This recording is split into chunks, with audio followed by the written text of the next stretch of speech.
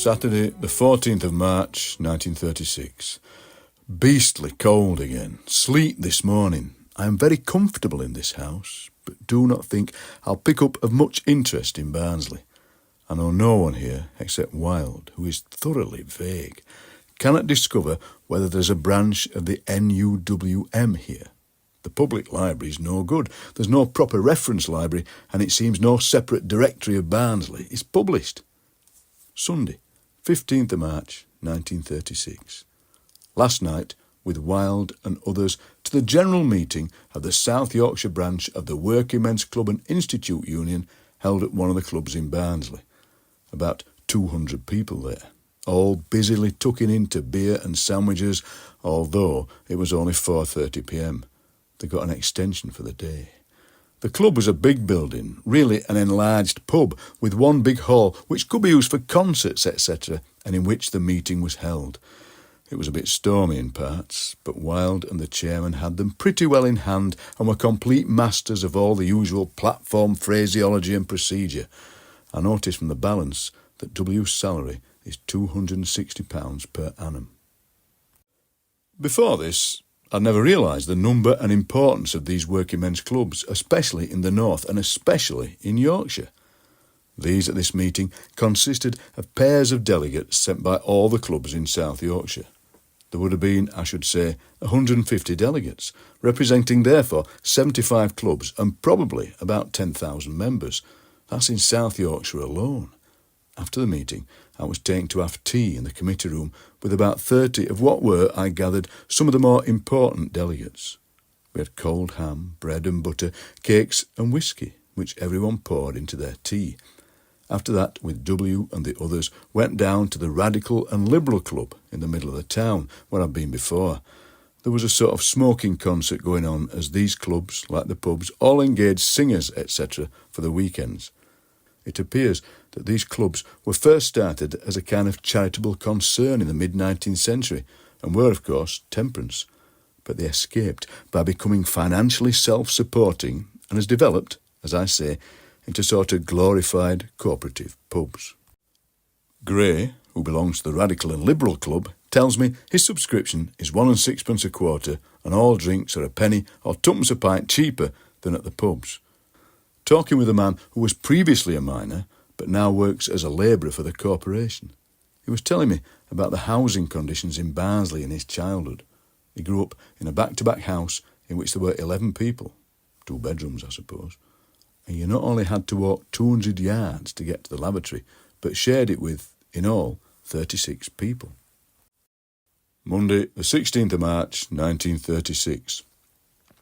Last night, I went to hear Oswald Mosley speak at the public hall, which is in structure a theatre. It was quite full, about 700 people, I should say. Mosley spoke for an hour and a half, and to my dismay seemed to have the meeting mainly with him.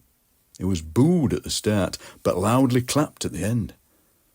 After the preliminary booing, the mainly working-class audience was easily bamboozled by M speaking from, as it were, a socialist angle. Gray changed this morning into the early morning shift. He gets up at 3:45 a.m. and has to be at work, i.e. at the coalface, at 6. He gets home about 2:30 p.m. His wife does not get up to start his breakfast, and he says few miners will allow their wives to do so. Also, that there are still some miners who, if they meet a woman on their way to work, will turn back and go home. It's considered bad luck to see a woman before going to work. I presume this only applies to the early morning shift. Wednesday, the 18th of March, 1936. The Barnsley public baths are very bad. Old-fashioned bathtubs, none too clean, and not nearly enough of them.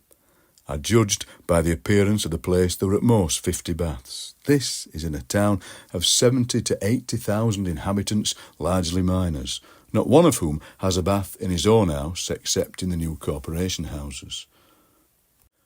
Thursday, the 19th of March, 1936. In frightful exhaustion, after going down the day hole, as of course, when the time came, I hadn't the strength of mind to say I didn't want to go as far as the coal face. I went down with the deputy, Mr. Lawson. L. said we had covered not quite 2 miles. I must say that I got on perceptibly better than at Wigan, either because the going was a little better, as I think it was, probably because one could stand up upright about 1/3 of the way, or because L, who is an old man, moderated his pace to mine. The chief feature of this bit, apart from its being a day-o, is that it is infernally wet in most places. There were quite considerable streams running here and there, and 2 enormous pumps have to be kept running all day and most of the night. The water is pumped up to ground level and has made a considerable pool, but curiously enough, it's clear, clean water, even drinkable, El said, and the pool was quite ornamental, with water hens swimming about on it. We went down when the morning shift came up, and there are comparatively few men on the shift for some reason I didn't understand. When we got to the coal face, the men were there with a coal cutter, which wasn't running at the moment, but they set it running to show me. The teeth on a revolving chain. In principle, it's an enormously tough and powerful bandsaw cut in underneath the coal face, after which huge boulders of coal can be easily tumbled out and broken up with picks before being loaded onto the tubs. Those who work at the farthest working take nearly an hour to get to their work. This time I was given one of the new crash helmets, which many, though not all miners, now wear, and I'd always imagined they were made of metal. Actually, they're a kind of compressed fibre and very light. Mine was a bore because it was too small and fell off when I bent very low, but how glad of it I was. Walked home with L to Dorothy, as I could get the bus more easily there. Birds all singing, tiny pink buds on the elms that I'd never noticed before, many female flowers on the hazels, but I suppose, as usual, the old maids will be cutting them off for Easter decorations.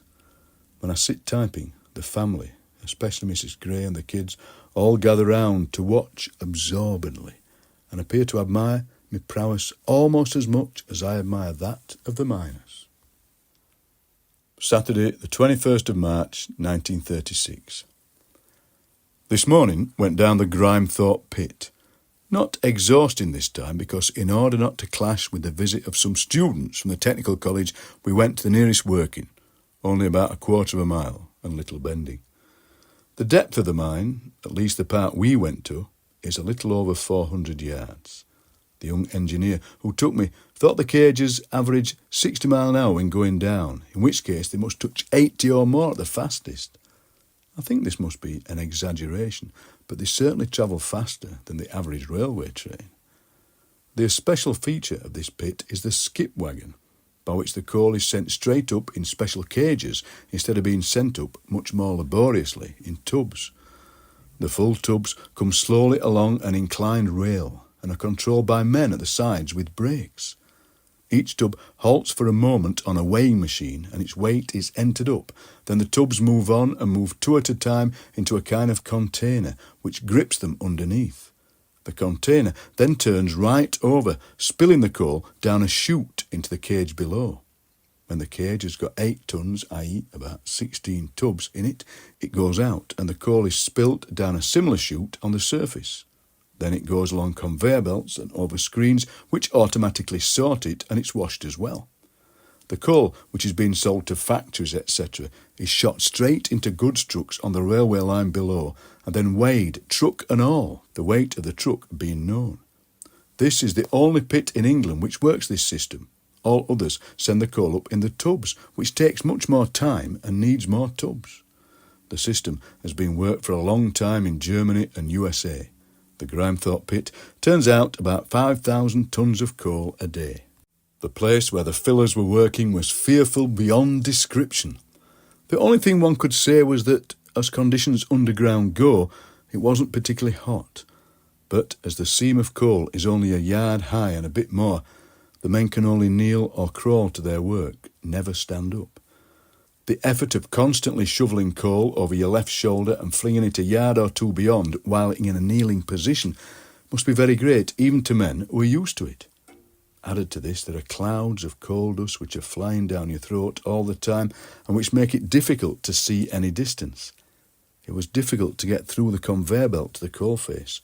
You had to pick your moment and wiggle through quickly when the belt stopped for a moment. Coming back, we crawled onto the belt while it was moving. had not been warned of the difficulty of doing this and immediately fell down, had to be hauled off before the belt dashed me against the props, etc., which were littered about further down. Added to the other discomforts of the men working there's the fearful din of the belt, which never stops for more than a minute or so. Excellent baths at the pit. They've got no less than 1,000 hot and cold shower baths. Each miner has 2 lockers, one for his pit clothes and one for his ordinary clothes, so that the pit clothes shall not dirty the others. Thus he can come and go clean and decent. According to the engineer, the baths were built partly by the miners' welfare, partly by the royalty owners, and the company also contributed. Sunday, the 22nd of March, 1936. Wandering round Barnsley Main Colliery and the glassworks along the canal. The monstrous slag heaps around Barnsley Main are all more or less on fire under the surface. In the darkness you can see long serpentine fires creeping all over them, not only red, but very sinister blue flames from sulphur, which always seem on the point of going out and then flicker up again. Monday, 23rd of March, 1936. At Mapplewell, houses about the worst I've seen, although we did not manage to get into the very worst ones, which were 1-roomed or 2-roomed cabins of stone, about 20 feet by 15 feet by 15 feet high or even less, and practically ruinous. Rent of these, some of which are property of colliery, said to be about 3 shillings. In the row called Spring Gardens, the people took us in and insisted on our seeing their houses. Frightful interiors. In the first one, old father, out of work of course, obviously horribly bewildered by his notice to quit after 22 years' tenancy and turning anxiously to F and me with some idea we could help him. The mother rather more self-possessed. 2 sons aged about 24, fine big men with powerful well-shaped bodies, narrow faces and red hair, but thin and listless from obvious undernourishment and with dull, brutalised expressions. Their sister, a little older and very like them, with prematurely lined face, glancing from F to me again with the idea that perhaps we might help. Wednesday, the 25th of March, 1936. Men along the private line leading to Gorber Pit, unloading trucks of slack. They say the mine can't get shut at slack and are laying it by. This is regarded as a sinister sign. If the pits are storing slack already, they'll soon be running short time. The men get 4p a tonne from loading the slack. A truck holds about 10 tonnes, so they have to unload 3 trucks to make a day's wage. Returning to Leeds tomorrow, and then on to London on Monday, the 30th of March. The diary ends here.